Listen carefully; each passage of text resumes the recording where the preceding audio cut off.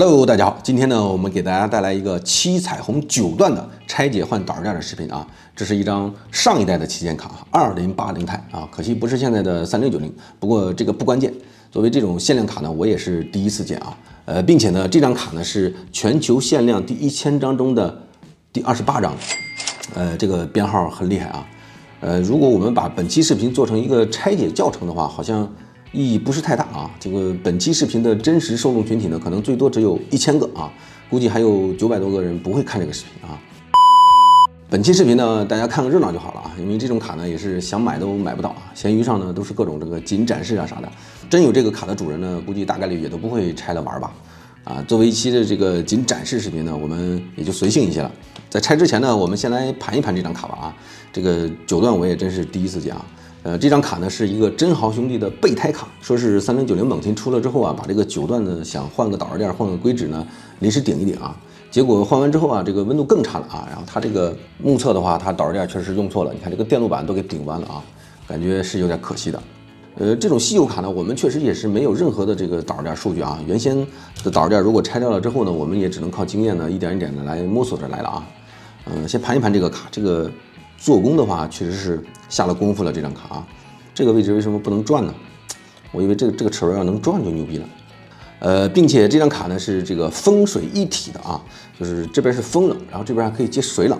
不过由于这个水冷这块呢邮寄比较麻烦，这个卡的主人呢还并没有邮寄给我们啊，我们只有这个卡的这个本体啊，就体会不到这个双飞的快乐了啊。但是据说这个单靠风冷也能够压住这张显卡的，一会儿我们来测试一下。那这里呢有一个这个按钮啊，是双 BIOS 的切换啊，一个是250瓦，一个说是415瓦。这个卡刚买来的时候啊，就是用这个单用这个风冷呢，415瓦也能压住啊。不过这个按钮感觉好像跟火神这么像呢。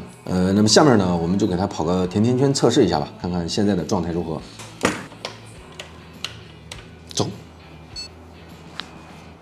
哦，这个灯还挺漂亮的，来给它跑个甜甜圈吧。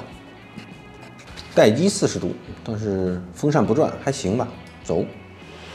哎呀！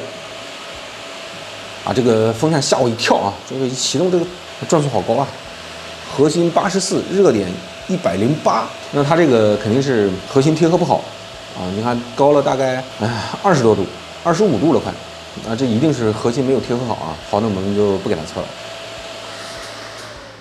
了。这张卡的拆解呢，应该是拆掉这8个螺丝啊，1、2、3、4、5、6、7、8，然后还有侧面的2个螺丝。然后这个散热器就可以下来了。这个卡主呢还提醒我一定要注意里面灯线啊，我们一会儿呢小心一下。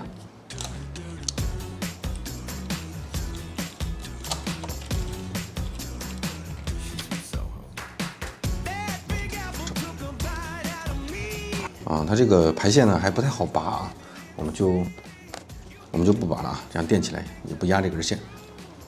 哇，好长！这边的导热垫用的太厚了啊，这个核心都没沾上硅脂都，就沾了这么一点点啊。这儿的硅脂也太厚了，太厚了。我们来测量估算一下吧，估算一下这个厚度，让我们装好测试。哇，这怎么测呀？刚才我用卡尺啊，就是仔细测量了一番之后啊，估计显存部分应该是1毫米的。然后这几个电感部分啊，确实是测量不太准啊，因为它把电路板顶弯了嘛。你看这个压痕非常的深啊，是，这还是好像是莱尔的700瓦，感觉比较硬的这种导热垫啊，确实不太好。就这卡也比较昂贵啊，我们也不好说换一个导热垫，然后压一次拧一次测试，就是拆来拆去的话，感觉也是有风险啊。所以呢，我找来了一块这叫泰迪诺的 PT800，它是一个介于导热凝胶和导热垫之间的一种导热垫啊，这怎么形容啊？就是超级软的导热垫啊。所以我们把这个 PT800呢用在这个电感部分，它这个是导热率是8啊，实标导热率8，是这个公版3090上面那个白色的导热垫的升级版，性能肯定是没有问题的。由于它比较超软呢，所以这几个地方的适配呢没有问题。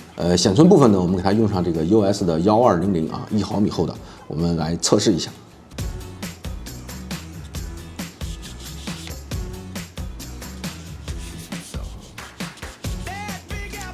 我们用的这块 PT800呢是一个2毫米厚的啊，由于这种导热垫呢实在是太软，软到就是比拉尔的9万还要软很多很多啊，就软到没有这个丝网保护的话，它自己都不成型啊。但它的优点呢，就是它可以随意的去压缩。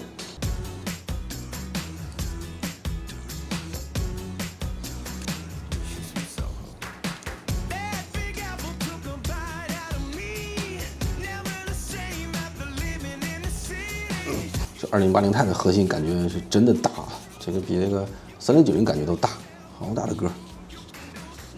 这个是酒精啊，我们给这个核心来一块这个7950啊，就贴这儿吧，正好这块。揉一揉。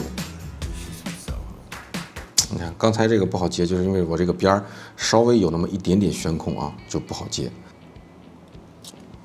好，这个我们就可以给它装回去了。好，合上了，我们看看贴合啊。目测是都接触上了啊，这个供电部分它原厂肯定没有2这么厚，我们用2的超软的肯定是接触没有问题，只要能压薄就行。关键就是显存这块，它这个1毫米的是不是够啊？我们先给它上机跑一下，测试一下啊。走。哦，是刚才不小心碰到那个 BIOS 开关了，现在系统又没有驱动了，它又认为是另外一张显卡了。我们还是要测超频的这个啊。哎，灯亮了。再给它重启一下，它就变成超频状态了。好，黑屏一下就认出这个驱动来了。我们再来跑一下试试去。走。哎，这个看来我们好像是蒙对了啊。这个显存应该就是1。你看它这个现在核心是67，热点是82、83，大概就是15度啊，就是热点比核心高15度，算正常范围。然后显存温度呢是82度，但它这个显卡这个转速风扇转速现在特别慢，噪音非常小，不是刚才那种吓一跳那种噪音了啊。我们怎么把转速给它拉起来呢？啊，它这个转速也自己在提，从40现在到50了，49，温度呢还在上升。可能它这个 BIOS 啊是考虑了水冷这个变量的，但是我们现在没有水冷，所以它风扇就想让慢慢转，然后呢还靠水冷来散热的。我们现在怎么把这个转速给它拉起来呢？74度、89度，热点90度了，显存呢88度，用这个微星小飞机，我们给它拉一下转速，看能顶用吗？我去，好像不管用。灰色的微星小飞机还指挥不动这个卡，指挥不动。先让它再跑一会儿啊，我就给它下载一个七彩虹的官方程序。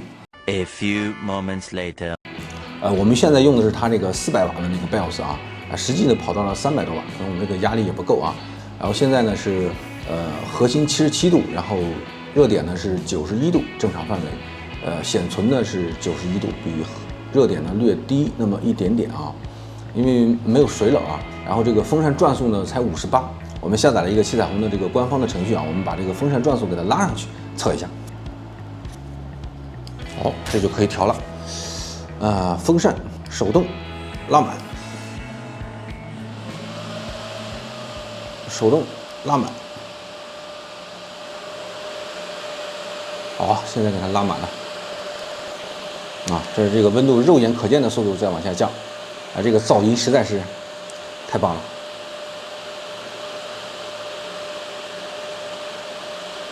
好，我们又给它跑了这个几分钟之后啊，这个曲线现在基本上平稳了。然后现在的这个温度呢，核心呢是63度多，热点呢是77度多，然后显存呢也是70多度，这个温度就是单靠这个风冷的话，应该就算可以了啊。如果再加持上这个冷排的话，效果应该会更好。但是我们今天就没有办法再测试了。